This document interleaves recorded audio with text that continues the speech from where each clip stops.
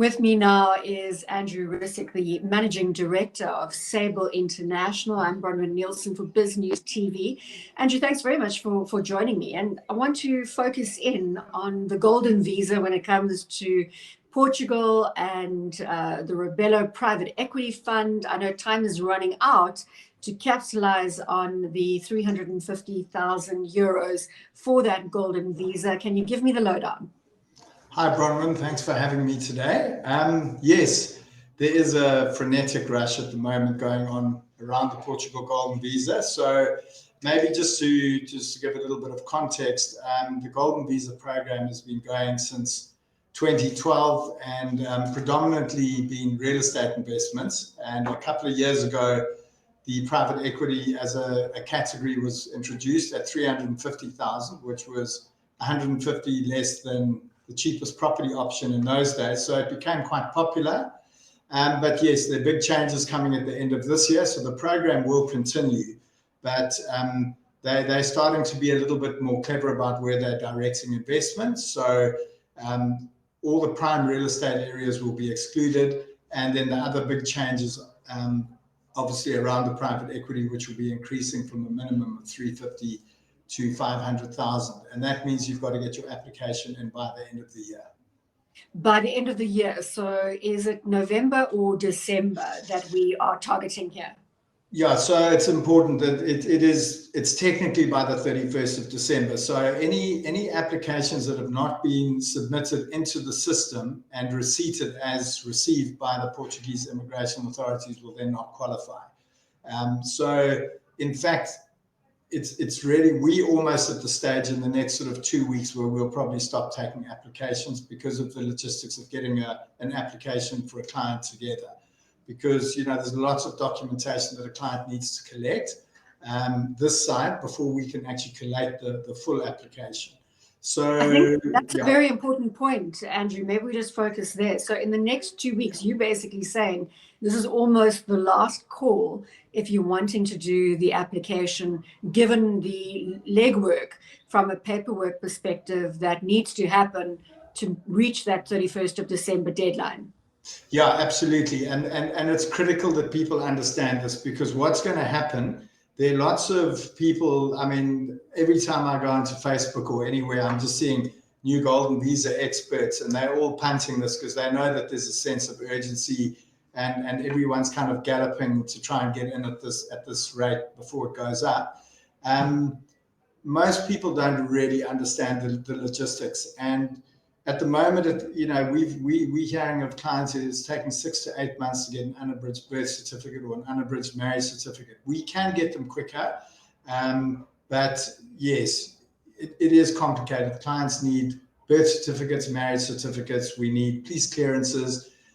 You're dealing with government authorities with COVID still being used as an excuse for non-performance from a lot of these departments. It's making life a little bit more difficult. So as long as people understand that there is that risk if we don't get the application in, that they'd have to then chip in another 150,000 to qualify them over and above the 350. So talk to me about the take-up that you've seen. I mean, the 350,000 euros is a sizable tranche to put forward for a visa. What exactly are you entitled to? And as I said, what take-up have you seen on the ground? Yeah, so look, I think the sense of urgency is being built up about the increase. The private equity as a sort of an industry coming out of Portugal is very new. You know, and what one needs to be quite wary of at the moment is lots of property developers who are wrapping their projects into private equities because of the changes in the real estate legislation. So I think there's a lot of risk, but we've seen, even before the sort of panic around this deadline, we've seen a big uptick in applications this year, really driven by all the economic bad news that we're seeing here. People are starting to really, you know, get quite jittery. The riots in July in KZN and Gauteng were an absolute tipping point. For a lot of people who I think up until now have been quite happy sort of sitting here without a plan B. So there's that sort of panic that's going on as well. So percentage-wise, we've seen a massive uptick in inquiries and people committing. Talk to me, Andrew, about the risk associated with the Rebello private equity fund itself. I mean, it can't be risk-free. No. Specifically, can you highlight some of those issues? Yeah, I think there's no investment in the world that is risk-free. I think that we've been around long enough to see and really get to understand the Portuguese investment environment. There's some very risky investments on offer in the market at the moment. There are people, sort of posing as experts and coming in and targeting vulnerable South Africans. The Rebello itself is a project that we work very closely with.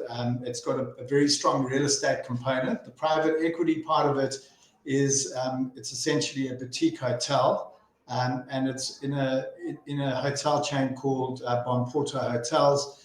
We've been working with these guys since 2014. They've got 2 really nice hotels in Lisbon. The Rebello itself is a fantastic site in Porto on the Douro River, and it's going to be a 5-star boutique hotel. It'll be completed at the end of next year, and we like it in that, look, a lot of clients will chat to us about wanting diversity within a fund, and that is one of the things that we obviously don't offer in the Rebello private equity, but we had no intention of making an open fund. We want people to understand that what they're investing in is essentially a boutique hotel on a UNESCO World Heritage Site in probably the most popular city in Portugal, which from a tourism point of view is a very popular country. So you're basically investing in a great real estate asset that's wrapped in a fund, and the yields will be driven by tourism in a country that's popular. Obviously, COVID's been quite a wake-up call for everybody, and people are a bit skittish about tourism. But and hotels and leisure. Absolutely. Exactly. But I mean, Portugal genuinely is one of the most vaccinated countries now. I've just been there for 6 weeks, and it's not like South Africa. It's really opening up again. And I would say that by the time the Rebello actually opens and the hotel starts to settle, hopefully the devastating effects of COVID will be something of the past. But, one can never guarantee when the next COVID's coming along. So I think that's the risk. In terms of the developer and the hotel operator and the team around the investment, I've got absolutely no problem with them. As I said, they've got a great track record. We've worked with them for over 6 years now, and the clients invested in their other hotels are all very happy, even having gone through the worst of the COVID. None of them have had to put any money into the investments. The investments are all still there, and they're performing, and they've actually had a good summer. So, yeah, but I think the biggest risk of private equity, and whether it's a Rebello or any other one, is by nature private equity is quite illiquid. So if a client, for whatever reason, in the 5-6 year period of needing to hold a golden visa investment, needs to liquidate, that could be a slight challenge, because you probably really want to be waiting for the fund to do, the exit at the end of the fund life. I suppose just you mentioned you've just come back from Portugal, and you mentioned also that there's a large percentage of the Portuguese population that is already vaccinated. Where do you stand on vaccine passports as a reality? Is this where we're going, Andrew?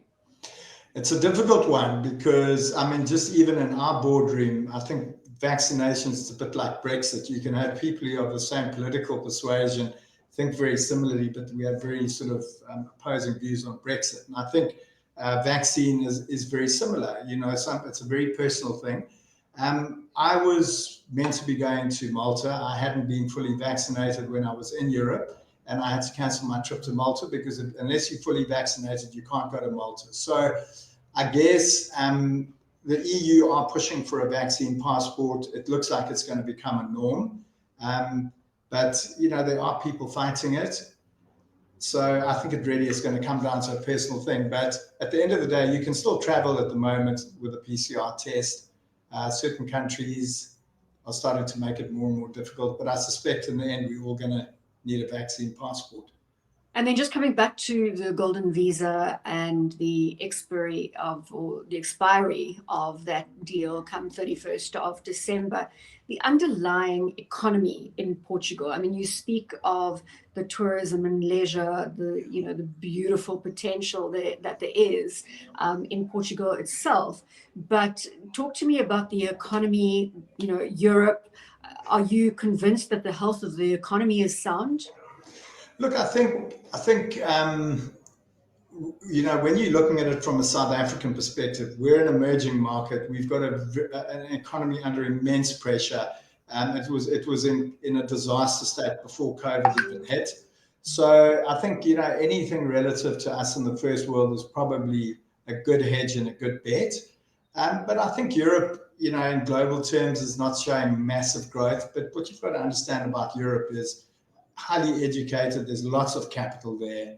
And, I think that a country like Portugal is working really hard after the economic crisis of 2008, and then they got their bailout in 2012. The golden visa is one of many measures that the government put in place to attract foreign capital and other investments. But yeah, look, all the European economies have taken a battering since COVID, but incomparable to South Africa. It's not that bad. But all the countries in Europe have definitely increased their debt, much like we have. But I just suspect that they're going to be a whole lot better at trading out of it than we will. So from that perspective, I'm quite bullish about Europe. If you compare it to China, maybe it's not that bullish, But I think the other thing that Portugal really offers, and we've seen a really big uptick in South Africans investing there to get residency. But what we're seeing now is a really steady stream of people actually physically relocating to Portugal, because South Africans have got to know Portugal over the last 5 or 6 years. They've traveled there. It has been one of the most popular tourist destinations in the world. And people can resonate with the lifestyle. It's Europe. It's kind of not really the first world Europe. It's a little bit more second world, I would say. And Portugal, I always refer to it as the Western Cape of Europe. So it's not the financial hub, but you 2-3 hour flight and you're in where all the action is. So it's a good place to be. Andrew, thanks so much for that update. Andrew Rissik, the Managing Director of Sable International, joining us here on Biz News TV. Thanks for your time. Thanks, Bronwyn.